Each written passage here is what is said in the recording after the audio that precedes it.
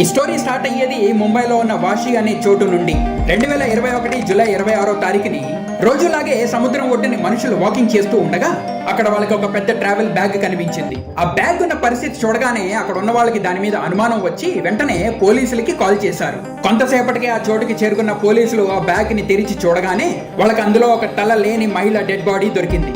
అది తల లేని శరీరం కాబట్టి పోలీసులు ఆ చుట్టుపక్కల ఆ తల దొరుకుతుందేమో అని వెతికారు. కానీ ఎంత వెతికినా ఆ తల ఇంకా దానికి సంబంధించిన ఏ ఆధారాలు వాళ్ళకి దొరకలేదు. పోలీసులు తదుపరి దర్యాప్తు కొరకు బాడీని పోస్ట్ మార్టం కి పంపించారు. అయితే పోస్ట్ మార్టం రిపోర్ట్ లో ఆమె హత్య 4 నుంచి 5 రోజుల కిందట జరిగిందన్న విషయం తప్పించి ఇంకే విషయం తెలియలేదు. అయితే ఆమె వేసుకున్న బట్టలు ఇంకా ఆమె చేతుకున్న మెహందీ బట్టి పోలీసులు ఆమె ముస్లిం మహిళ అయి ఉండొచ్చని అనుకొని ఆ మృతదేహం ఫొటోస్ ని చుట్టుపక్కల ఉన్న ప్రాంతాల్లో ఎవరైనా గుర్తుపడతారేమో అని చూపించారు. కానీ పోలీసులకి ఎటువంటి క్లూస్ దొరకలేదు. ఇటీవల ఏదైనా మహిళ మిస్సింగ్ రిపోర్ట్ నమోదు అయిందేమో అని తెలుసుకోవడానికి మహారాష్ట్రలో ఉన్న పోలీస్ స్టేషన్స్ కి అన్నిటికీ ఆ ఫొటోస్ ని పంపించారు. ఆ తర్వాత పోలీసులు DNA శాంపిల్స్ ని భద్రపరిచి బాడీకి ముస్లిం పద్ధతిలో సమాధి చేశారు. ఏ ఆధారాలు లేని కేసు పోలీసులకి ఇప్పుడు ఒక సవాలుగా మారింది. రోజులు గడుస్తున్న కొద్దీ పోలీసుల మీద ప్రెషర్ పెరుగుతూ ఉంది. ఎంత ప్రయత్నించినప్పటికీ పోలీసులకి ఈ కేసులో ఎటువంటి పురోగతి రాలేదు. వాళ్ళ వద్ద ఈ కేసుకి సంబంధించి ఒక ట్రావెల్ బ్యాగ్, తలలేని మృతదేహం ఫొటోస్ ఇంకా DNA శాంపిల్స్ తప్పించి ఇంకేమీ లేవు. ఈ విధంగా 13 నెలలు గడిచాయి. ఇది ఇలా ఉండగా 2022 ఆగస్ట్ 29వ తారీఖుని కర్ణాటకలో ఉన్న బెల్గం జిల్లాకి చెందిన జహీర్ మొకాషి అనే ఒక వ్యక్తి ముంబైలో ఉన్న నాలా సుపారా పోలీస్ స్టేషన్ కి వెళ్లి తన మేనగోళ్లు సానియా సంవత్సరం పట్టి కనిపించడం లేదని ఒక మిస్సింగ్ రిపోర్ట్ నమోదు చేశారు. తల్లిదండ్రులు చనిపోయిన తర్వాత తనను చిన్నప్పటి నుంచి పెంచి ముంబైలో ఉన్న నాలా సుపారాకి చెందిన ఆసిఫ్ షేక్ అనే యువకుడితో 2017లో తన పెళ్లి చేసేమని, ఇంకా వాళ్ళకి 2019లో ఒక కుమార్తె కూడా పుట్టిందని చెప్పారు. పెళ్లైన 6 నెలల తర్వాత ఆసిఫ్ కి దుబాయ్ లో ఉద్యోగం వచ్చింది. ఆసిఫ్ దుబాయ్ కి వెళ్ళిపోయిన తర్వాత సానియా ఆసిఫ్ వాళ్ళ పేరెంట్స్ ఇంకా అన్నతో పాటు నాలా సుపారాలో ఉన్న రేష్మి రీజెన్సీ అపార్ట్మెంట్స్ లో ఉండేది.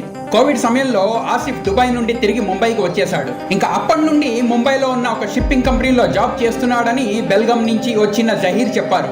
అయితే గత సంవత్సరం జులై నుండి తన మేనగాళ్ళకి ఎప్పుడు ఫోన్ చేసినా తన ఫోన్ స్విచ్ ఆఫ్ వస్తోందని, ఇంకా సానియా భర్త ఆసిఫ్ కి ఎన్నిసార్లు ఫోన్ చేసినా రాంగ్ నెంబర్ అని కట్ చేస్తున్నాడని కూడా జహీర్ పోలీసులకి చెప్పారు.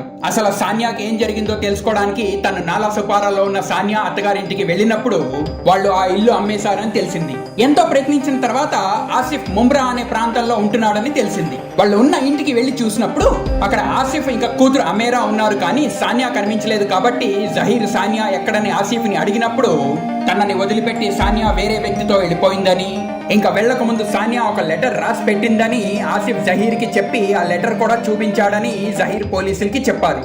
అయితే తను సానియాని చిన్నప్పటి నుంచి పెంచాడు కాబట్టి సానియా ఎప్పటికీ అలా చెయ్యదని గట్టి నమ్మకంతో, ఇంకా ఇంత జరిగిన ఆసిఫ్ ఇప్పటిదాకా సానియా మిస్సింగ్ కంప్లైంట్ ఇవ్వకుండా ఎందుకు దాచిపెట్టాడనే అనుమానంతో జహీర్ పోలీస్ స్టేషన్ కి వెళ్లి సానియా మిస్సింగ్ కంప్లైంట్ ఇచ్చారు. ఇదంతా విన్న నాలా సుపారా పోలీసులకి వాషి పోలీసులు పంపించిన తల లేని మహిళ మృతదేహం కేసు గుర్తుకు వచ్చింది. వెంటనే వాషి పోలీసులు పంపించిన ఫోటో జహీర్ కి చూపించారు. అది చూసిన జహీర్ ఇంకా సానియా తక్కిన కుటుంబ సభ్యులు మొదట తీవ్రమైన షాక్ కి గురయ్యి కొంతసేపు తర్వాత ఆమె వేసుకున్న బట్టల్ని చూసి అది సానియా మృతదేహం అయి ఉంటుందని పోలీసులకి చెప్పారు. అయితే హత్య జరిగిన 13 నెలలకి ఈ కేసులో ఒక చిన్న క్లూ దొరికింది కాబట్టి పోలీసులు ఆ దిశగా వాళ్ళ దర్యాప్తుని మళ్లీ మొదలు పెట్టారు. మొదట ఆసిఫ్ ఇంకా ఆయన కుటుంబ సభ్యుల్ని పోలీస్ స్టేషన్ కి పిలిచి వాళ్ళకి సముద్ర ఒడ్డున దొరికిన ట్రావెల్ బ్యాగ్ ఇంకా అందులో ఉన్న మృతదేహం ఫొటోస్ పోలీసులు చూపించారు. ఫొటోస్ చూసిన ఆసిఫ్ ఇంకా ఆయన కుటుంబ సభ్యులు అవి ఎవరో తెలియదని చెప్పినప్పటికీ వాళ్ళ ముఖంలో టెన్షన్ పోలీసులకి కనిపించింది. అదే కాకుండా తన భార్య సానియా సంవత్సరం పట్టి కనిపించకపోయినా ఆసిఫ్ ఎటువంటి మిస్సింగ్ కంప్లైంట్ ఇవ్వలేదు కాబట్టి ఆసిఫ్ ఏదో దాచిపెడుతున్నాడని అనుమానించిన పోలీసులు ఆసిఫ్ ఇంకా ఆయన కూతురు అమైరా DNA శాంపిల్స్ ని తీసుకొని వాళ్ళని వదిలేశారు. అయితే వాళ్ళ పర్మిషన్ లేకుండా ముంబై నుంచి బయటికి వెళ్ళకూడదని పోలీసులు ఆసిఫ్ కి చెప్పారు.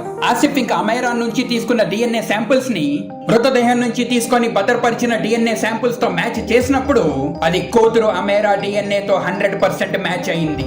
అదే కాకుండా ఇల్లు వదిలిపెట్టి వెళ్తున్నప్పుడు సానియా రాసిందని ఆసిఫ్ చూపించిన లెటర్ కూడా నిజానికి ఆసిఫే రాసినట్టు హ్యాండ్ రైటింగ్ ఎక్స్పర్ట్స్ నిర్ధారించారు. దాంతో సముద్ర ఒడ్డుని దొరికిన తలలేని మృతదేహం ఆసిఫ్ భార్య ఇంకా అమైరా తల్లి సానియాదే అని పోలీసులు నిర్ధారించారు. ఇంకా ఆలస్యం చేయకుండా పోలీసులు ఆసిఫ్ ని అరెస్ట్ చేశారు. మొదట్లో అందరు నేరస్తుల్లాగే ఆసిఫ్ కూడా తనకి ఏమీ తెలియదని అమాయకత్వాన్ని ప్రదర్శించాడు. కానీ పోలీసులు వాళ్ళ అసలైన రూపం చూపించగానే ఆసిఫ్ తన చేసిన ఘోరమైన నేరాన్ని ఒప్పుకున్నాడు. తన భార్య సానియాను అతి కిరాతకంగా ఎలాగా ఇంకా ఎందుకు చంపాడో పోలీసులకి చెప్పాడు. బక్రీద్ రోజు అంటే 2021 జూలై 21వ తారీఖు పొద్దున్న ఆసిఫ్, ఆయన తండ్రి హనీఫ్, అన్న యాసిన్ ఇంకా బావ యూసఫ్ కలిసి సానియాని హతమార్చారు. మొదట సానియా కాళ్ళు చేతులు కట్టేసి ఆమెని నలుగురు కలిసి నీళ్లతో నిండున్న బాత్ టబ్ లో ముంచి చంపేశారు. ఆమె చనిపోయిందని నిర్ధారించుకున్న తర్వాత ముందుగా తెచ్చి పెట్టుకున్న పదునైన కత్తులతో ఆసిఫ్ ఇంకా ఆయన తండ్రి హనీఫ్ సానియా తలని బాడీ నుంచి కట్ చేశారు. కట్ చేసిన తల ఒకవేళ పోలీసులకి దొరికినప్పటికీ దాన్ని ఎవరు గుర్తుపట్టకుండా ఉండేటట్టు సానియా జుట్టుని పూర్తిగా షేవ్ చేయడమే కాకుండా ఆమె పెదవిపై ఉన్న పుట్టుమచ్చను కూడా ఆసిఫ్ కట్ చేశాడు. ఆ తర్వాత దాన్ని ఒక ప్లాస్టిక్ బ్యాగ్ లో ప్యాక్ చేసి తన అన్న యాసిన్ తో బైక్ మీద వెళ్లి మొదట తలని ముంబై అహ్మదాబాద్ హైవే మీద ఉన్న బ్రిడ్జ్ పై నుండి కింద ప్రవహిస్తున్న వాగులో పడేశారు. ఆ తర్వాత ఇంటికెళ్లి తక్కిన బాడీని ఒక పెద్ద ట్రావెల్ బ్యాగ్ లో ప్యాక్ చేసి ఆసిఫ్ తన బావ యూసఫ్ తో కలిసి కారులో వెళ్లి వాషీలో ఉన్న మరొక వాగులో బ్యాగ్ ని పడేశారు. దాని తర్వాత ఇల్లంతా శుభ్రం చేసి ఏమీ జరగనట్టు కుటుంబం అంతా కలిసి ఆ సాయంత్రం బక్రీద్ జరుపుకున్నారు. అయితే మర్డర్ ని ముందే ప్లాన్ చేశారు కాబట్టి సానియా కూతురు అమైరాని ఆసిఫ్ వాళ్ళ అక్క ఇంటికి పంపించారు. వాషీ వాగులో పడేసిన బాడీతో ఉన్న ట్రావెల్ బ్యాగ్ 5 రోజులకి సముద్రపు ఒడ్డుకి కొట్టుకొని వచ్చింది. పోలీసులకి తల లేని బాడీ దొరికిన 14 నెలలకి ఈ కేసు సాల్వ్ అవడమే కాకుండా అసలైన నిందితులు దొరకడం జరిగింది. అయితే కుటుంబం అంతా కలిసి ఇంత కిరాతకంగా సానియాని ఎందుకు చంపారో ఇప్పుడు నేను మీకు చెప్తాను. ఆసిఫ్ వాళ్ళ అక్కకి పెళ్ళై చాలా సంవత్సరాలు అయినప్పటికీ ఆమెకి పిల్లలు లేరు. అయితే సానియాకి 2019లో ఒక కూతురు పుట్టినప్పుడు ఆమెని వాళ్ళ అక్కకిమ్మని ఆసిఫ్ సానియాకి చెప్పాడు, కానీ సానియా దానికి ఒప్పుకోలేదు. కుటుంబం అంతా ఎంత ఒత్తిడి చేసినా సానియా తన కూతుర్ని ఆసిఫ్ వాళ్ళ అక్కకి ఇవ్వడానికి ఒప్పుకోలేదు.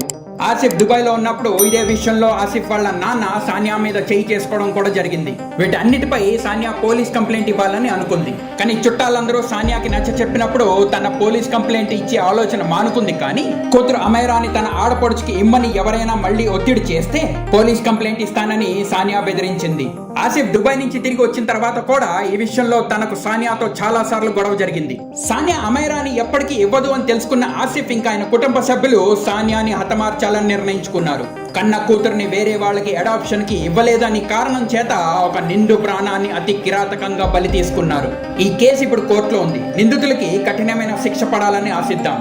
మరొక రియల్ క్రైమ్ స్టోరీ వీడియోతో మీ ముందుకు వస్తాను. అంతవరకు సెలవు. జై హింద్, జై భారత్.